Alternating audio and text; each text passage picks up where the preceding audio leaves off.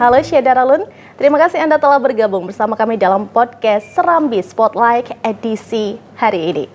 Ya Syedaralun, hari ini kita akan berbincang dengan tema yang sangat menarik.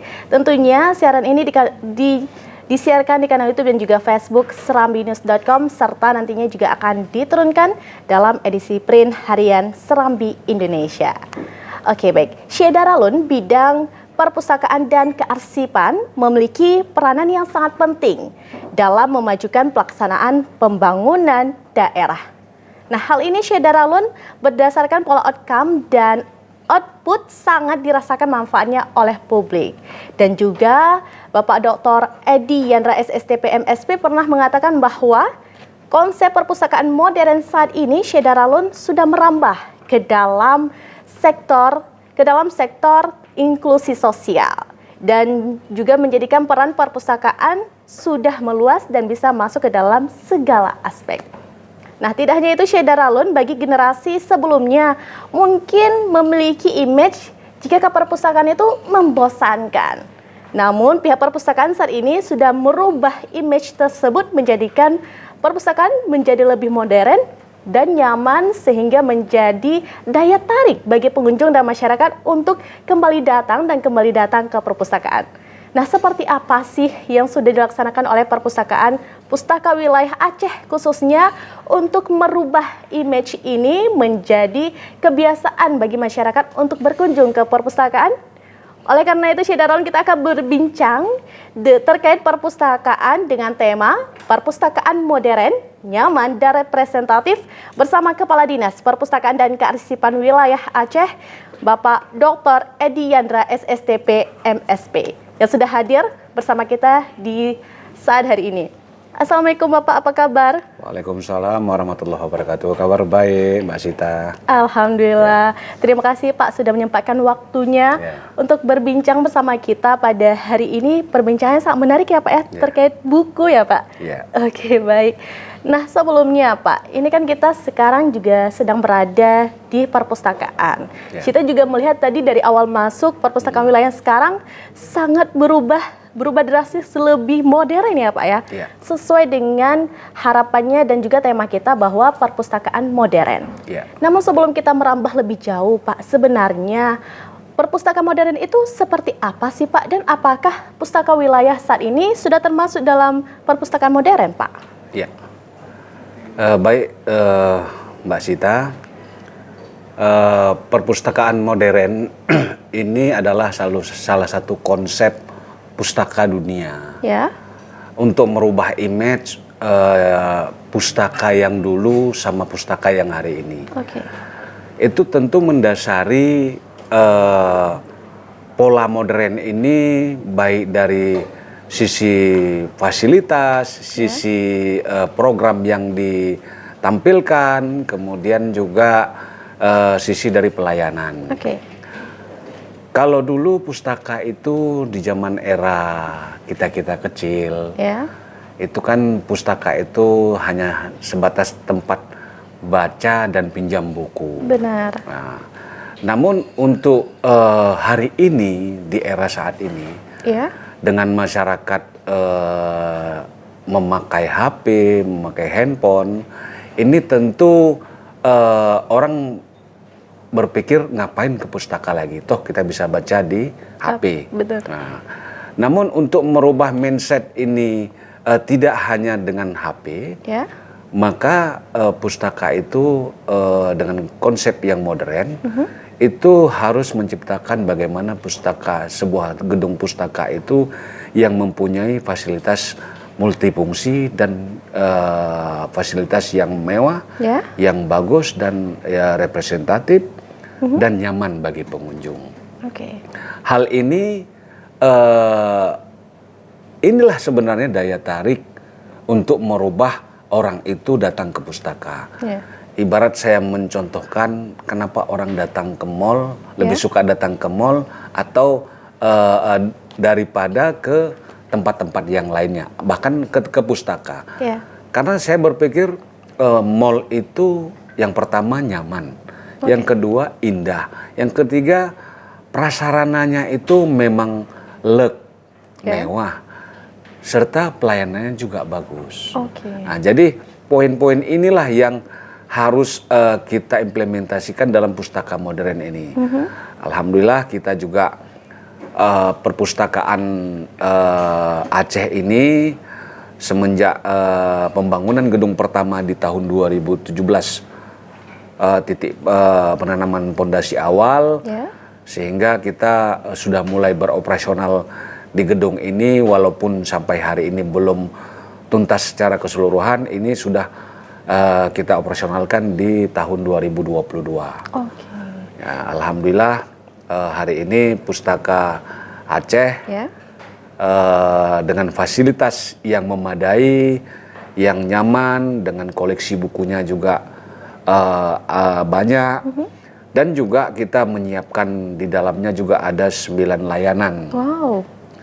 Di antaranya mulai dari layanan disabilitas, layanan anak-anak, layanan remaja, layanan dewasa, ada layanan referensi, ada layanan deposit, ada layanan agama, bahkan ada layanan teater. Lengkap sekali ya, Pak. Iya. Oke, berarti ini berkaitan juga dengan brandingnya. Saya tadi sempat masuk dan baca brandingnya Mall Baca, Mall Pak. Baca, benar. Berkaitan dengan hal itu berarti ya, Pak? Iya, benar. Kita branding kita Mall Baca karena seperti yang saya sampaikan tadi, kata-kata mall itu membuat daya tarik bagi generasi muda. Begitu membaca Mall Baca, otomatis dia akan bertanya, ini mall apa? Nah, tentu ada keinginan dia masuk. Setelah masuk ternyata dia rasakan nyaman. Dia rasakan, loh kok banyak buku-buku, kok banyak buku ini, buku itu. Jadi dengan fasilitas yang memadai, jadi akhirnya pustaka ini bisa tempat berkumpulnya para generasi-generasi muda. Oke, ini menarik sekali, Pak. Berarti kalau misalkan untuk hiburan ini juga bisa jadi tempat hiburan ya, Pak ya? Iya, benar. Karena di sini lengkap semua. Jadi kalau misalkan ada orang yang pengen datang ke pustaka wilayah, Pak, tapi nggak pengen baca, masuk aja, itu boleh ya, Pak ya? Boleh. Kita juga selain mempunyai beberapa ruang layanan yang seperti saya sampaikan tadi, juga kita juga mempunyai fasilitas, ada kafetaria, kemudian ada juga cafe mini library, dan juga ada juga tersedia tempat tampilan-tampilan seni, baik di outdoor maupun di indoor.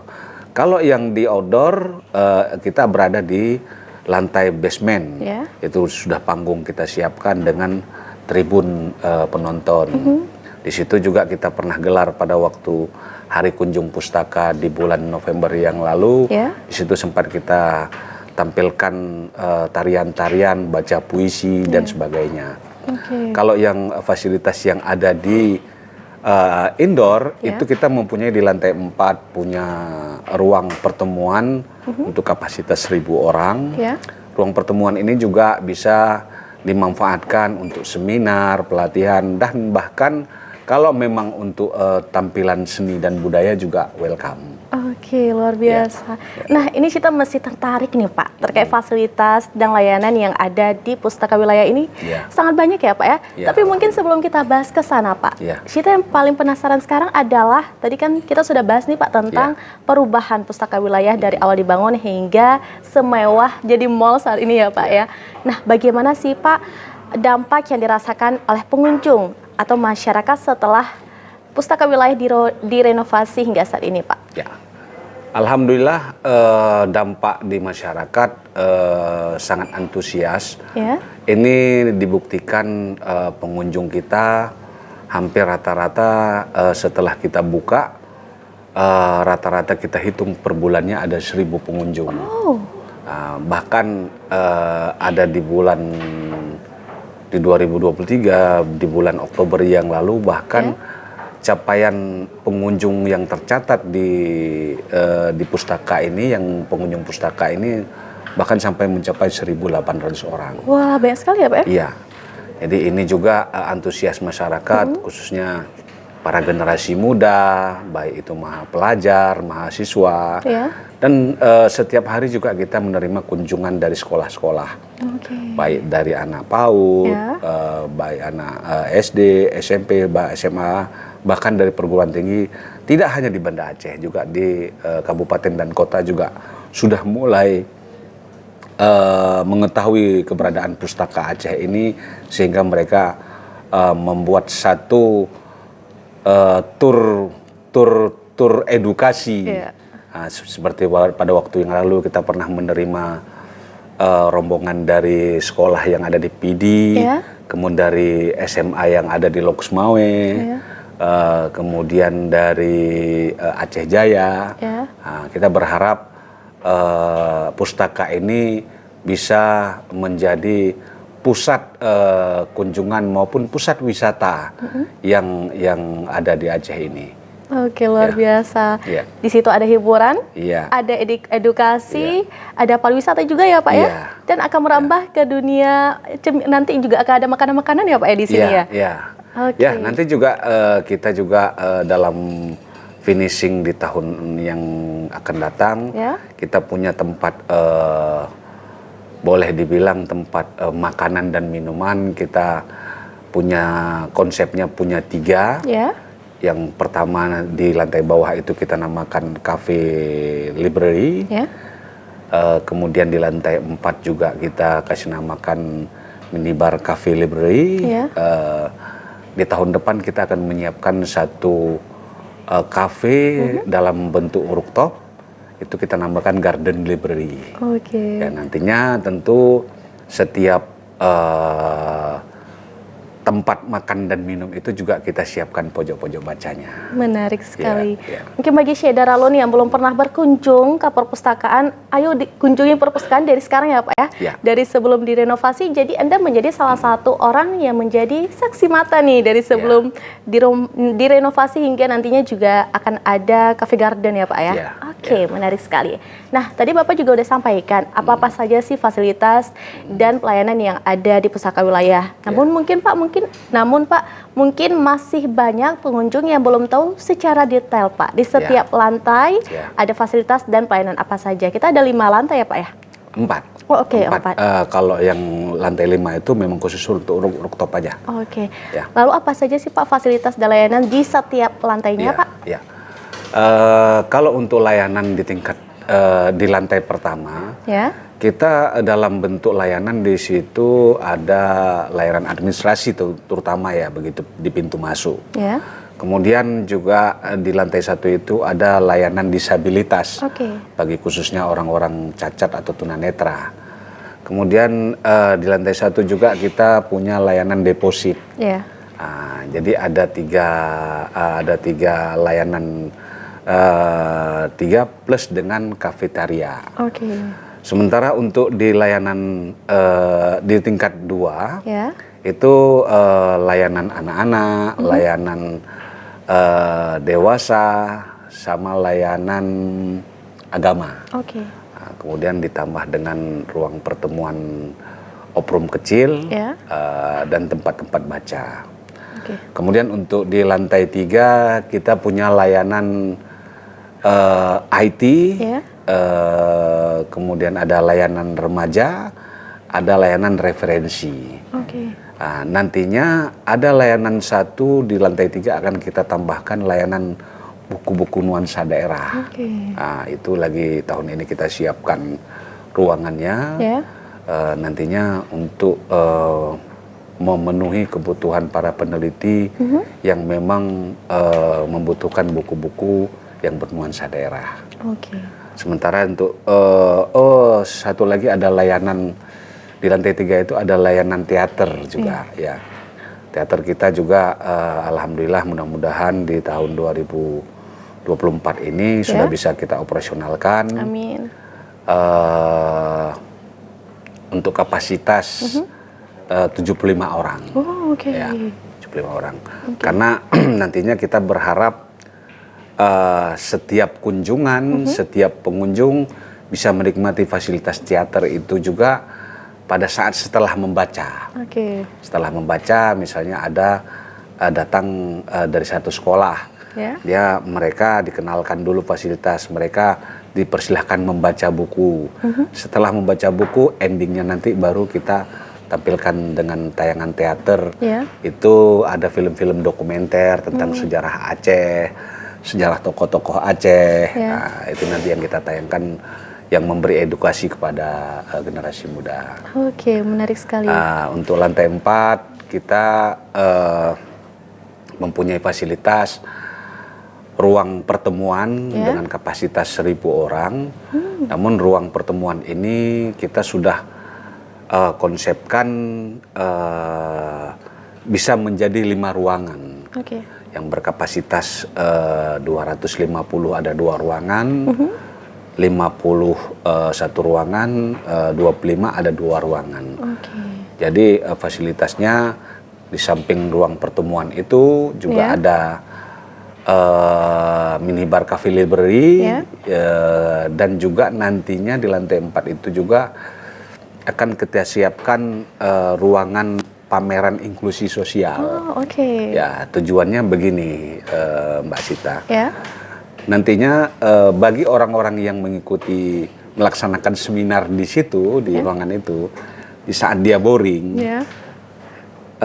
dia bisa keluar. Keluar itu dia bisa keluar dari seminar itu bisa melihat pameran inklusi sosial, transformasi hasil-hasil produk-produk UKM yang ada di desa binaan-binaan kita. Setelah itu bisa menikmati kopi ataupun tea dan sebagainya. Menarik sekali, Pak. Untuk lantai 5 tentu juga akan selesai nanti di tahun depan. Itu kafe dalam bentuk rooftop, tapi kita namakan garden library. Dan juga nantinya di situ fasilitas-fasilitas makanan, mie dan sebagainya juga bisa ada nantinya di rooftop itu.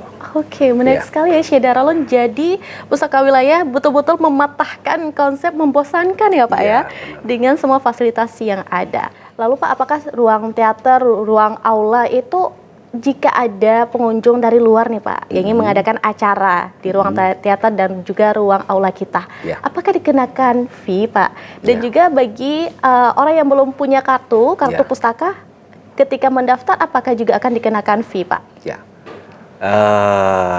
Kalau untuk menjadi anggota pustaka untuk mendapatkan kartu dan pelayanan teater itu tidak dikenakan pembiayaan.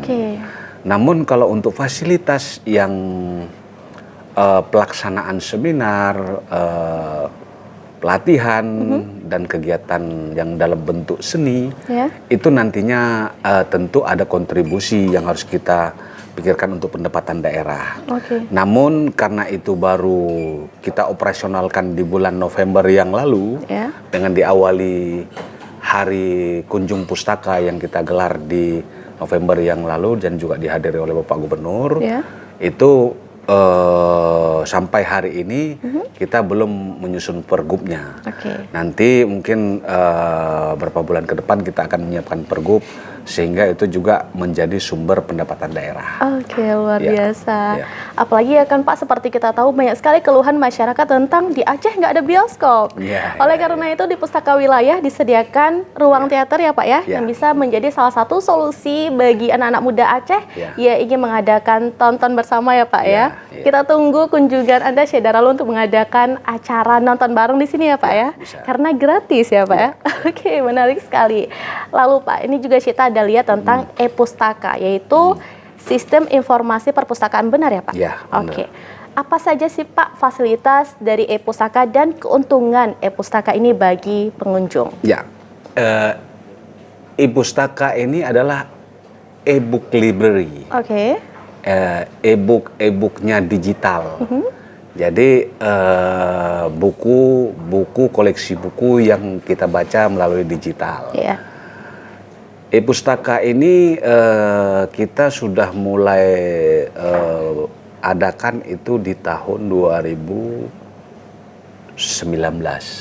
Sebelum COVID ya Pak ya? Ya, sebelum COVID. Itu capaian sampai hari ini koleksi bukunya itu ada sekitar lebih kurang 14.000 judul. Banyak ya Pak? Buku.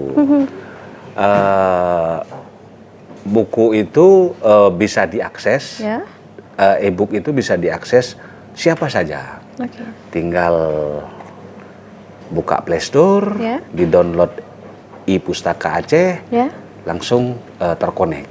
Nah, jadi untuk membaca buku itu tidak harus datang juga ke pustaka, bisa juga di rumah.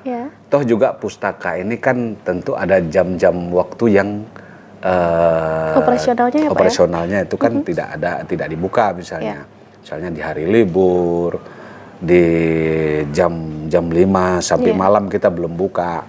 Walaupun hari ini tuntutan dari publik kalau bisa pustaka Aceh itu bisa dibuka malam, tapi sampai hari ini kita belum melakukan untuk pembukaan malam karena masih melihat kondisi keamanan terhadap pembangunan ini belum sempurna. Nantinya akan kita akomodir apa permintaan dari publik, karena dulunya juga pustaka wilayah yang ada di gedung yang lama juga dulu ada juga membuka layanan malam. Ya, begitu. Baik, jadi tentunya nanti juga akan dibuka berarti ya Pak, fasilitas malam dan juga akan disesuaikan juga dengan kondisi apalagi saat ini sedang rawan kejahatan ya Pak ya. Baik. Nah selanjutnya Pak, agenda apa saja yang akan dilaksanakan oleh Pustaka Wilayah di tahun 2024 ini yang mungkin bisa diikuti oleh masyarakat dan juga pengunjung Pustaka Wilayah Pak? Untuk pengembangan pustaka dalam tahun 2024, khusus kalau untuk di pustaka ini, kita terus menyiapkan fasilitas-fasilitas yang digandrungi oleh pengunjung. Misalnya dari sisi pelayanan, kemudian ada nantinya juga di 2024 ini kita siapkan untuk penyiapan ruang naskah kuno, juga itu nanti menjadi pusat layanan yang bisa dinikmati oleh pengunjung. Namun program-program pustaka yang di luar gedung, kita juga ada melakukan kampanye baca, workshop, kemudian juga terkait dengan kegiatan inklusi sosial ke desa-desa. Jadi itu yang kita lakukan ke depan. Tapi mudah-mudahan nantinya, ini saya lupa lagi satu lagi. Apa tuh Pak? Untuk menggencarkan pemanfaatan di lantai 4 ruang pertemuan itu.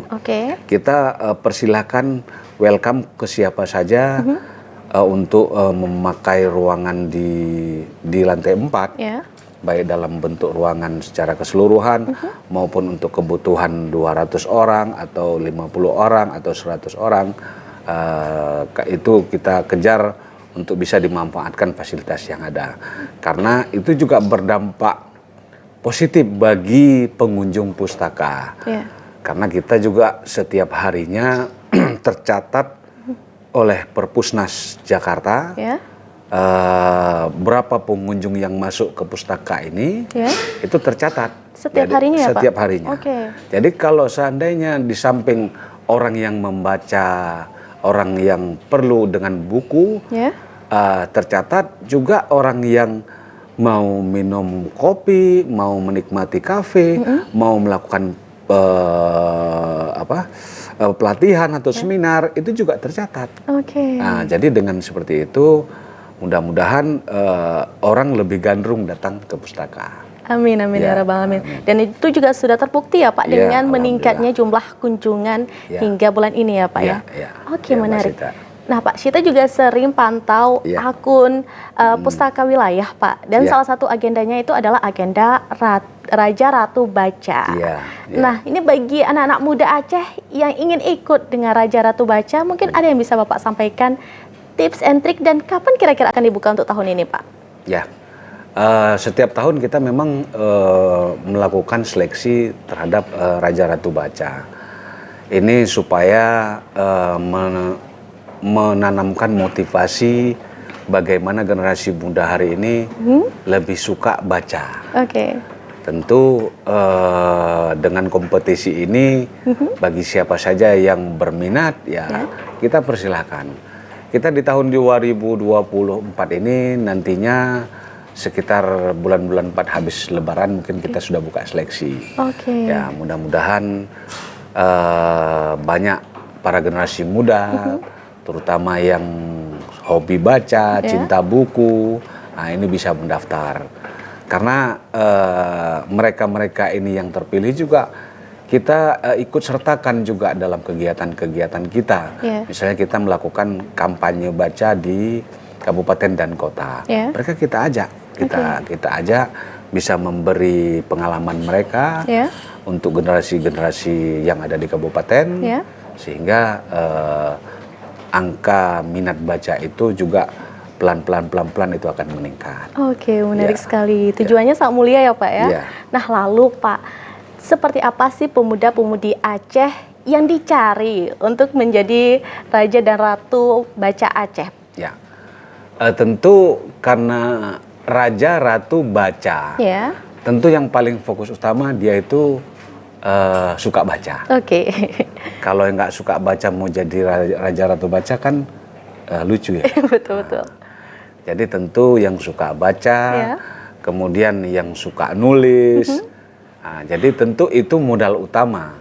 Walaupun di dalam seleksi itu tentu ada poin-poin penilaian lainnya, performance, habis itu public speakingnya bagaimana, itu juga menjadi bagian dari penilaian.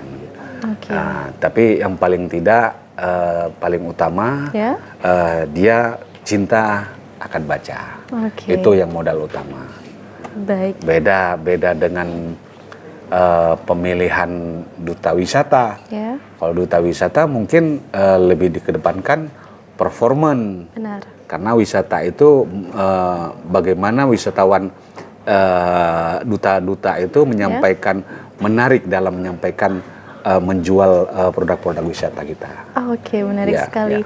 Jadi bagi pemuda-pemudi Aceh yang ingin menjadi Raja dan Ratu Baca sudah bisa mempersiapkan diri dari sekarang karena insya Allah akhir setelah bulan 4 ya Pak akan dilaksanakan. Baik, menarik sekali.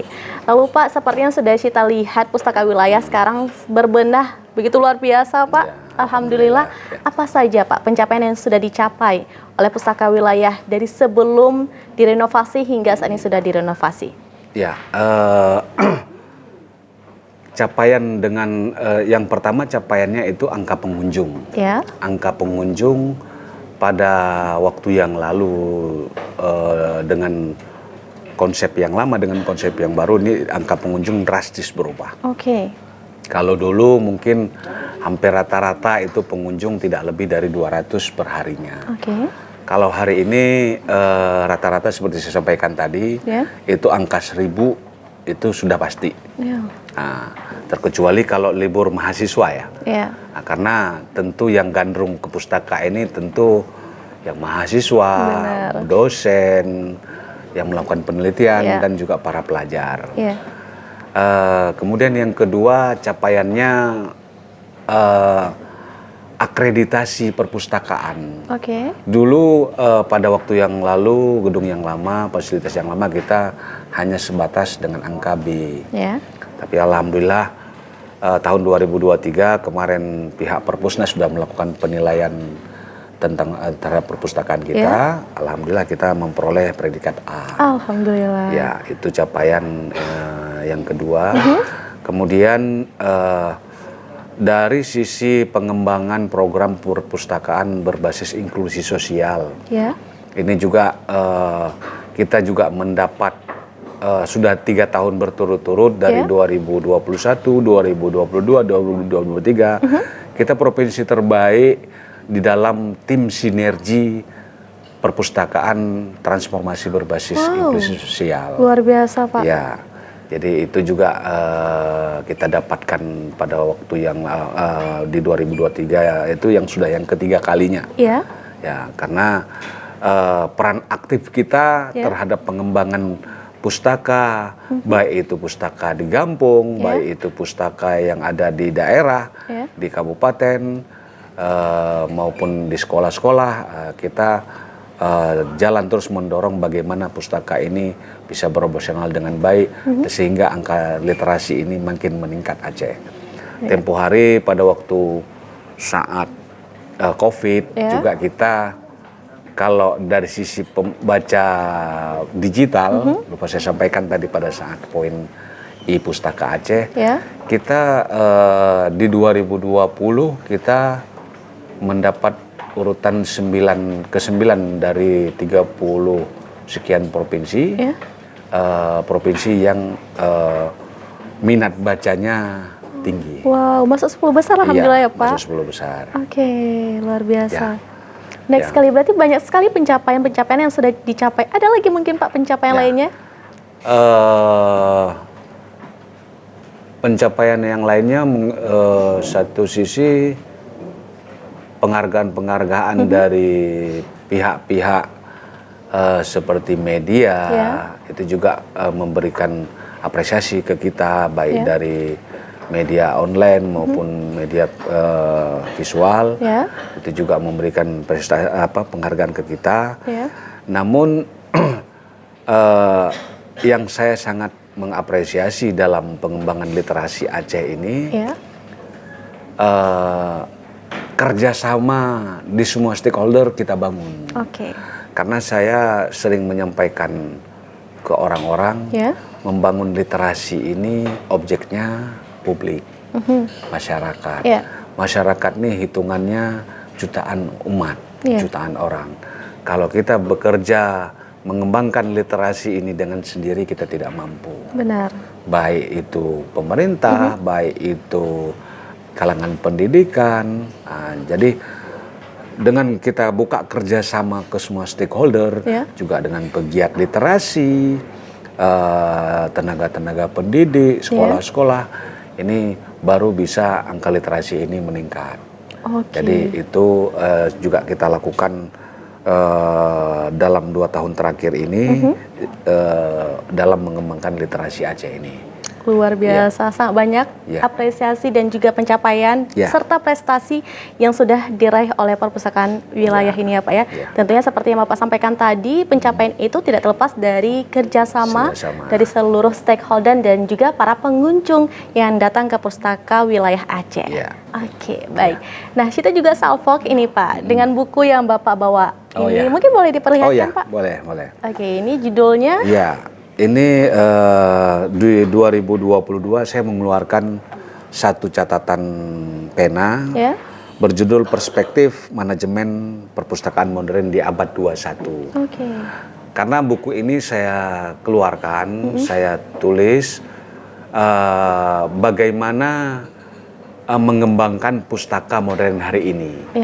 Ini bisa dimanfaatkan oleh para pengelola pustaka, baik itu pustaka daerah, pustaka sekolah, pustaka universitas, bahkan pustaka kampung. Karena kita di dalam buku ini juga ada 8 poin yang harus menjadi domainnya dikembangkan pustaka itu maju. Mungkin boleh sambil diperlihatkan ke kamera Pak bukunya. Pustaka ini bagaimana pelayanan yang prima. Kemudian sumber daya manusia perpustakaannya itu harus bagus. Kemudian kerjasama lintas sektoral. Ini juga seperti yang saya sampaikan tadi membangun literasi ini tidak bisa sendiri. Kemudian juga sistem informasi perpustakaannya itu bagaimana digitalnya bagus nggak. Kemudian juga transformasi dan inovasi perpustakaan berbasis inklusi sosial harus kita kembangkan. Kemudian sarana dan prasarananya itu sangat penting, poin-poin yang saya sebutkan tadi dalam pengembangan perpustakaan ke depan ini. Menarik sekali. Karena kalau tidak dengan konsep ini, maka perpustakaan tidak berjalan dengan baik. Kita bagus gedung, kita bagus fasilitas, tapi kita tidak membangun kerjasama. Jadi informasi ini tidak akan bergerak. Dengan kerjasama ini, otomatis mereka-mereka yang bergerak di pegiat literasi, mereka juga bisa mengembangkan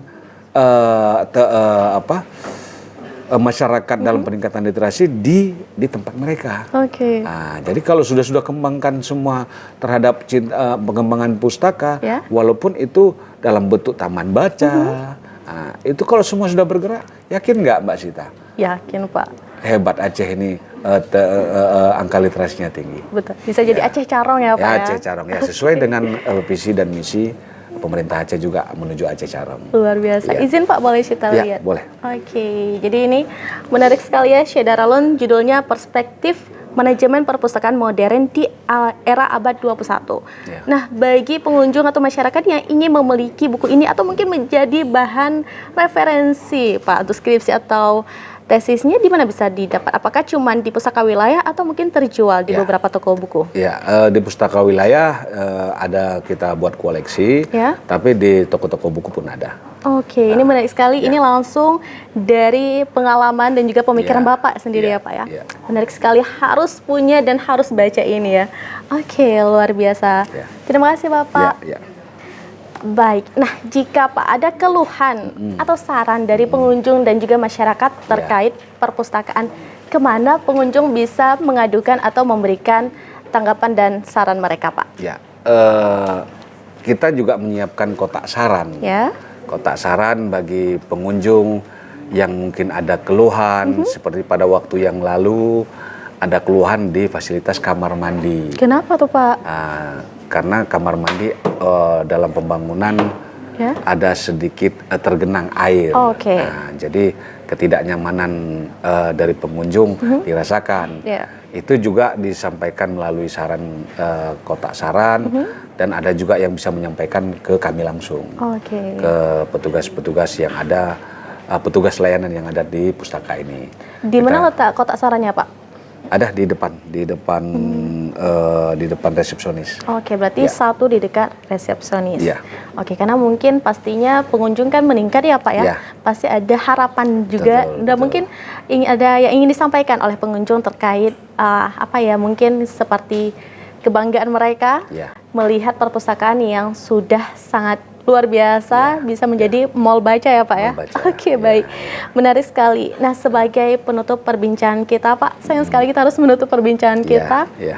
Izin kita minta closing statement dari Bapak. Mungkin apa yang ingin Bapak sampaikan terkait generasi muda dan juga masyarakat di Aceh. Silakan Pak. Saya berharap Pustaka Aceh ataupun dengan branding Mall Baca Aceh ini bisa menjadi satu pusat perkumpulan para generasi muda.